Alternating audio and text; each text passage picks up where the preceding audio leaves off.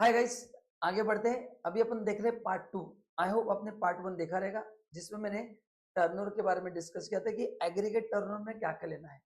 अभी हम बात करें कंपोजिशन स्कीम के हिसाब से क्या क्या टर्नओवर लेना है, क्योंकि कंपोजिशन स्कीम में आने के लिए we need to check last year turnover. तो गाइस, लास्ट ईयर के टर्नओवर में सब कुछ चल सकता है।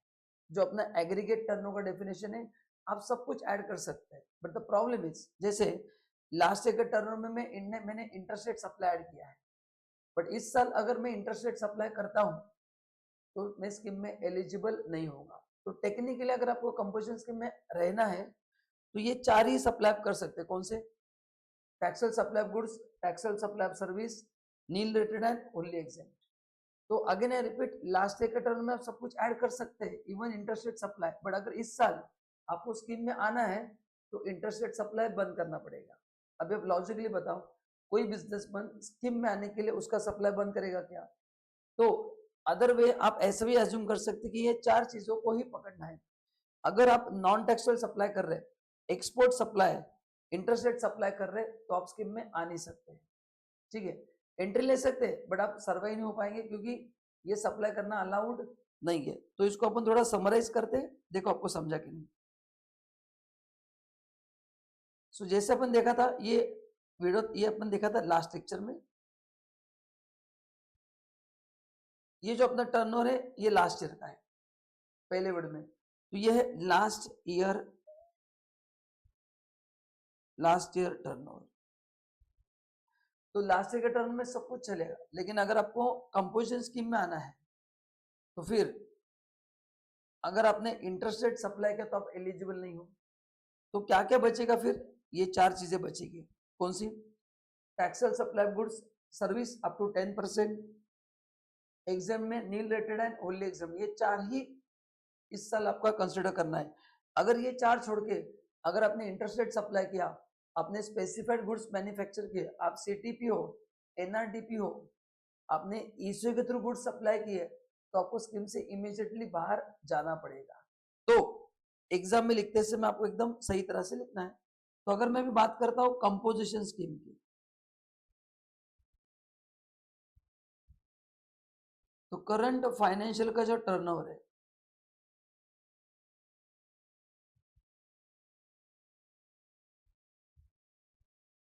तो सर इसमें क्या क्या ऐड होगा? Taxable supply of goods,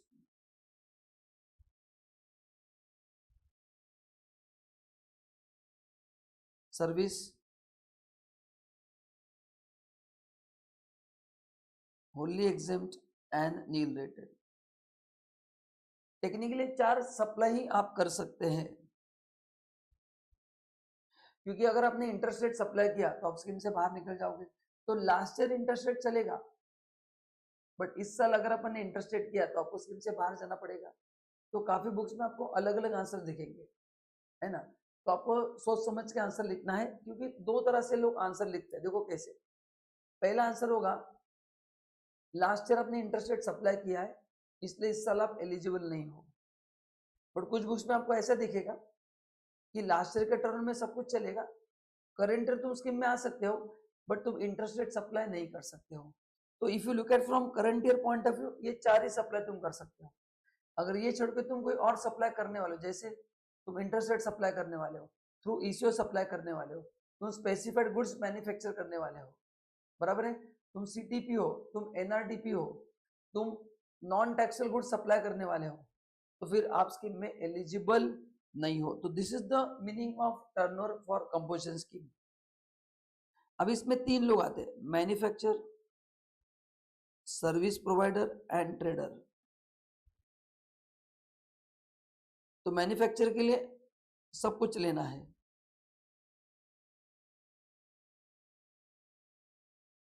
service provider भी सब पे टैक्स देगा, लेकिन जो ट्रेडर है वो एग्जाम सप्लाई पे टैक्स नहीं देगा, वो खाली टैक्सुअल सप्लाई पे टैक्स देगा, है ना? Trader will pay tax only on taxable supply, exempt supply पे टैक्स नहीं देगा। उसके टर्नओवर में ऐड होगा। यहाँ पे बच्चों का कंफ्यूजन है, टर्नओवर में सब कुछ ऐड होगा, लेकिन जब वो टैक्स देगा तब आपको खाली एग्जाम में टैक्सेबल सप्लाई पे टैक्स देना है। एंड रेट तो अब सबको पता है, मैन्युफैक्चरिंग रेट 1%, ये सर्विस कौन सा है? Restaurant and catering. चलो मैं लिखता हूँ रेस्टोरेंट एंड केटरिंग। एंड तीसरा है ट्रेडर। ट्रेडर के लिए दो चीजों पे, तो ये है अपना स्कीम 10-1। 10-2 के बाद में करेंगे, जिसके लिए 50 का लिमिट। अभी मैं 10-1 की बात कर रहा हूँ, ठीक है। तो आपको एग्जाम में लिखते समय एक क्लैरिटी होना चाहिए। तो क्या करना है एग्जाम में, लास्ट ईयर का टर्म में सब कुछ चलेगा, इंटरेस्ट रेट सप्लाई भी चलेगा। अगर वो 1.5 करोड़ के अंदर है, 75 के अंदर है, तो एग्जाम में आप क्या लिखना है कि वो स्कीम में आ सकता है, but he can not do interest rate supply. तो अभी बताओ, एज अ बिजनेसमैन सोचो, give me practical answer. As a businessman आप आपका सप्लाई बंद कर दोगे क्या स्कीम में आने के लिए? नहीं करोगे ना। तो what is the right answer? You should write कि वो एलिजिबल नहीं है क्योंकि उसने last year interest rate supply किया, वो एलिजिबल नहीं है। एंड अगर वो आना चाहता है तो उसको वो सप्लाई बंद करना पड़ेगा। So this is the way you going to write, because इसके रिगार्डिंग अलग अलग बुक्स में अलग अलग आंसर है। कोई आंसर गलत नहीं है, बट हर एक का एजम्पशन अलग है। तो आपको क्लैरिटी होना चाहिए कि दोनों एजम्पशन में फर्क क्या है। एंड और एक चीज टर्नओवर में नहीं लेना, आपको एक्सक्लूड करना है। कौन सा बताओ? Interest on loan. इसको कंसिडर नहीं करना है, ना लास्ट ईयर में लेना है,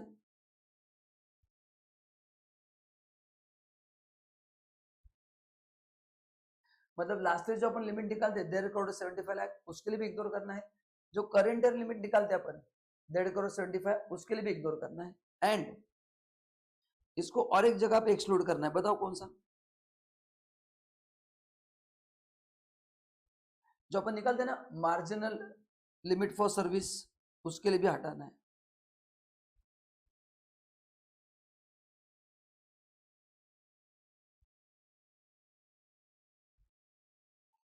क्योंकि अपन इस साल कितना सर्विस प्रोवाइड कर सकते हैं, लास्ट ईयर का टर्नओवर का 10% और 5 लाख विच इज हायर, तो उस टर्नओवर में नहीं लेना है। तो इंटरेस्ट ऑन लोन 1.5 करोड़ 75 के लिए भी नहीं लेना है, और जो अपन सर्विस का लिमिट निकालते हैं 10%, उसके लिए भी नहीं लेना है। तो ये सब चीजें अगर आपको याद रहेगी तो फिर क्वेश्चन सॉल्व करना आपके लिए काफी आसान होगा। सो आई होप आपको ये कॉन्सेप्ट समझ में आया रहेगा। But before that first video जरूर देखना, एंड हमारा वीडियो पसंद है तो हमारे चैनल को लाइक करना है, चैनल को सब्सक्राइब करना है, वीडियो को लाइक करना है एंड कमेंट करना है। If you want any particular topic, मैं डेफिनेटली उसके लिए वीडियो बना के दूंगा। Thank you so much, bye bye.